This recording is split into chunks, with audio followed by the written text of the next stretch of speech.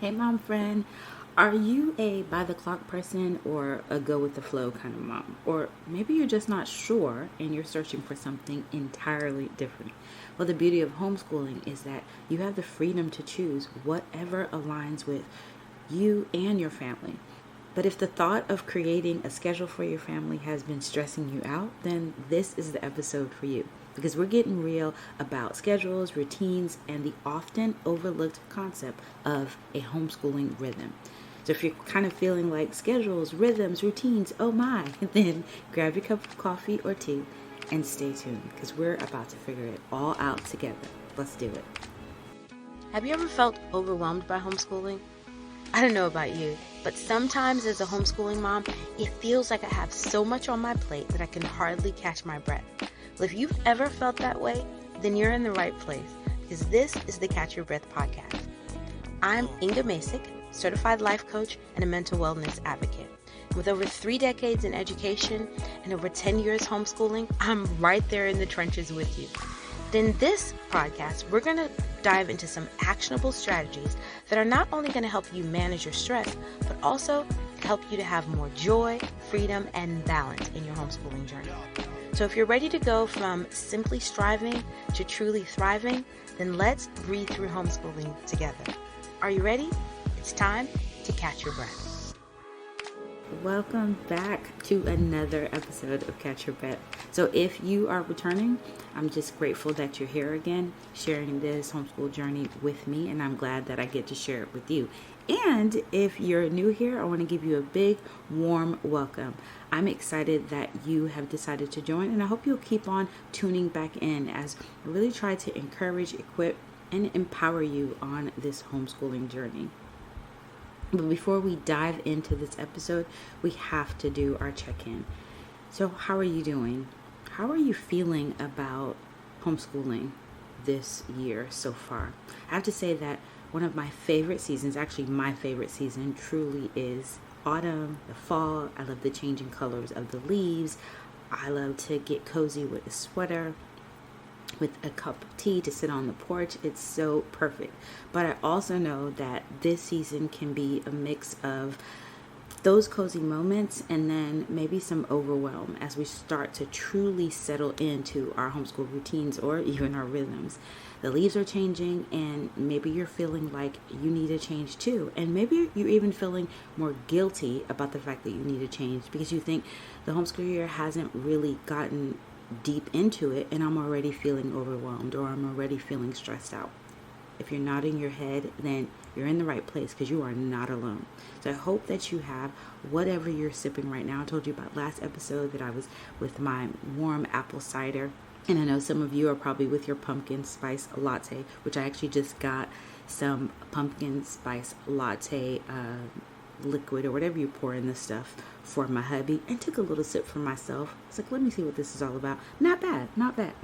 But whatever you're drinking, go ahead and grab it and let's dive into truly making this season of homeschooling the best that it's ever been. Let's start by clarifying what I mean when I'm saying routine versus schedule versus rhythm. So we're kind of all on the same page. When I think of routine, I think of it as a sequence of the actions that you follow regularly. It's more about what you do rather than when you do it. For example, your morning routine might include waking up, brushing your teeth, and then you have breakfast in that order, but not necessarily at fixed time. I think of routine as like your favorite playlist. I have a playlist that I love to listen to different times throughout the day, and the songs always play in the same order, and it creates a familiar and a comforting experience. But you can hit play whenever you want, so it doesn't have to happen at the beginning of the day. It can happen at any point of the day, but they go in order. When I think of schedule, I think of schedule as a time specific and often planned down to the minute or hour. And it may not have to be as nuanced as 9:15, 9:22, 9:82, but it is a routine that has some time slots that are attached. For example, you may say that you have math from 9 to 10 and science from 10 to 11, etc. And in terms of the playlist, it's like setting alarms for each song in your playlist, and each tune has its own designated time to play, and the alarm ensures that you stick to it. Rhythm, on the other hand, is a flow or a pattern that provides some sort of structure, but it's really flexible, and it's less about what and when and more about your feeling or the flow of the day. For example, your mornings might be more focused around your academic work, and then your afternoons are for your creative activities, but there's room for variation. And then back to that playlist example, it's like listening to a genre or a mood-based playlist, and then the songs can vary and you can skip or repeat the tracks based on how you're feeling, but the overall vibe remains consistent. So we talked about the definition of each of them, but the important thing to recognize is that there are pros and cons to each of these. And it's really going to depend on who you are as a person, what feels most comfortable to you, and what works best with your family. A lot of times what happens is we hear someone else talk about what works really well for their family, and then we think that's going to work for ours, and then it doesn't. So as you're in the homeschooling circle, you may hear a lot about people's schedules. And if you've ever tried a schedule and felt that it wasn't working for you, it may not have been the schedule. It may have been that you're just not a schedule person. But let's talk about the pros and cons around that, because there are pros and cons to all of them. The pros of a schedule is the predictability, that it can give you a really clear roadmap for your day, and it makes it easier to plan your activities and lessons because you know based on the clock when you should be doing something. It also can help with your time management because having those specific time slots for the different subjects, for the different activities, can help you to see on paper that you're getting everything done. It also can help for accountability because once you have set that schedule, it can keep you on track and keep your children on track, and you can look at this clock to see where you should be right now, what you should be doing, and your children can do that as well.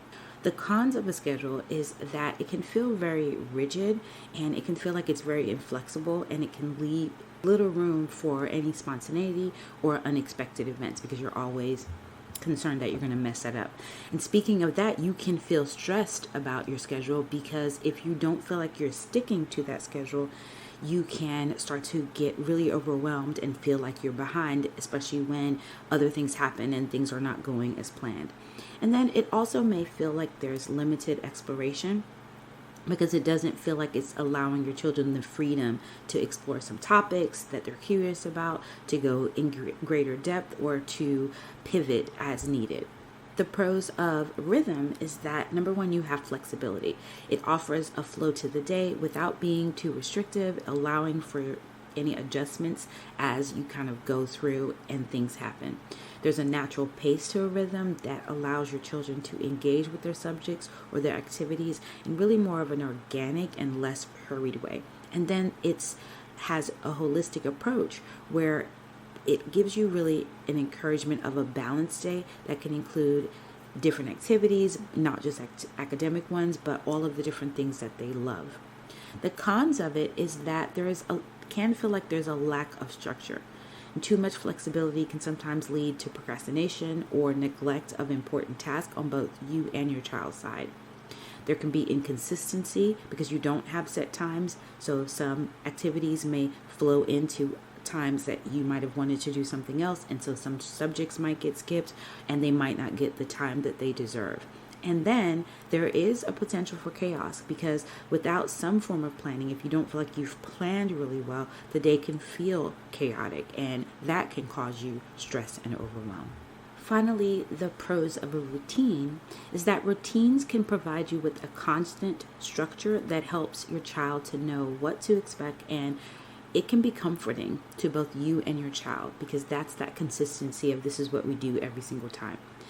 Another pro of routine is efficiency because over time, the routine can then lead to habits which make then the execution of the daily tasks that you have more efficient because you know what's going to happen. They know what's going to happen after each thing. It also can ease your planning time because once you have that routine established, you can plan other activities or outings around it because you know this is what is going to happen regularly. The cons of a routine is that it may feel like there are things that you're doing the same order every single day, and that can feel kind of monotonous for your children and for you as a parent. Another con is that once a routine is established, any disruption can be unsettling to you or your children if you're that person that really, really need this. And then another con, the last con, is that there may be an overemphasis on the order. So you focus on maintaining a routine that can overshadow the need for the creativity or any spontaneous activities because you get into that place where you're like, this is what we must do after each time every single day. So now that you know all of the different pros and cons to all of them, how do you decide which is best for you? Well, in some ways, you just know. As you listen to the pros, the cons, the definitions, you have a tendency more than likely towards one or the other. So that's key to tune into that and what feels like it resonates most with you. But there are some other ways that you can get to that. I believe, obviously, in reflection, and so you can do a self-assessment and ask yourself some questions. I would ask myself, so what's my natural tendency? Am I a natural planner, or do I prefer to go with the flow? And you'll know that. You'll look at what you've been doing so far in your homeschool, but also in your life. What feels the best for you? For some people, it feels really restrictive to have that schedule, and they know it. For some people, they don't necessarily love a schedule, but they know they need a schedule in order for them to do whatever they're doing effectively. Another question you want to ask yourself is, what are my family's needs? Do I have some younger kids who need more structure, or do I have older kids who are more independent, or is there a mix of the two? And remember, we're starting with you as the parent, but then obviously we need to look at the children that you have, how old they are, what are their needs, and what do you have planned for them that needs to fit into either schedule, routine, or rhythm. The other thing that we keep on going back is to those goals, because we've got to make sure that what we're doing aligns with what we want to accomplish. So are you focused on the academic rigor, or are you looking for more of a holistic education experience? Know what those goals are and think about which one of these three is going to help me to meet those goals and to get to where I'm going. A question to ask yourself is, how do you react to change? Does a change in your plan stress you out? Does it stress your child out? Or do you find it refreshing? You like to do kind of that move. It gives you energy, and it really energizes what you're doing when you think about something different each day. That's going to help you, or you know that you get stressed by that. So you need to know, this is what I'm doing each day at each set time. And then finally, you want to think about your lifestyle. What's your lifestyle? Do you have other commitments that require a strict timetable? Do you have a job that you have to get it done within a certain amount of time? Do you have co-ops that your children need to go to? Whatever it is, you travel, whatever it is, your lifestyle is going to determine what is best for you. So you're thinking about your natural tendency, your family's needs, your goals, your reaction to change, and then your lifestyle. You've heard the definitions. We've talked about the pros and the cons of each. We even talked about our self-assessment. But then how do you determine the best approach? I believe that there are 7 things that you do. I love that number 7. 7 things that you do. Number 1, pray. Pray about it. I believe that we can take everything to prayer, to God, and we've got to get in the habit of doing that so that all of our decisions are based on that. That's the foundation of what we're doing. Talk to Him about the best decision for you, about giving you discernment, about helping you to be aware of it, to help you to determine what is best for your family. You can start with prayer. And I know for me, I'll just speak for me, sometimes some of the things that I am thinking about in terms of homeschooling, my life, parenting, whatever, sometimes it just feels, I'll just be honest, silly praying about that, because I'm like, God doesn't care about that. And I don't think it's necessarily about if He cares or not. It's about grounding it in giving me some peace. And so just having that conversation with Him feels like, okay, I can ask him, I can talk to him about what I'm feeling, how I'm feeling about it in a way that I feel like you can't always talk to other people. And so I believe we start with prayer. I always say I start there for him to help me to get my thinking right, because sometimes I start from a place of overwhelm and stressed out. And when you start with that, or even from a place of fear, you're doing things out of fear, it doesn't usually go well. So we start with prayer. And the next thing is truly just a simple trial and error. Because sometimes the best way to figure out what works is to try each approach for a week or two and then observe how it impacts your family's dynamics and your stress level. And as you're doing that trial and error, let's say you try one and you're like, this is perfect. I love this. It feels so good. Then you don't really need to try the other ones because you have found what works for you. The next thing you want to do is to consult your family. Remember that this decision affects everyone. So get the input from your kids and your spouse, and then see how they feel about it, and their insights might surprise you and help you to work through.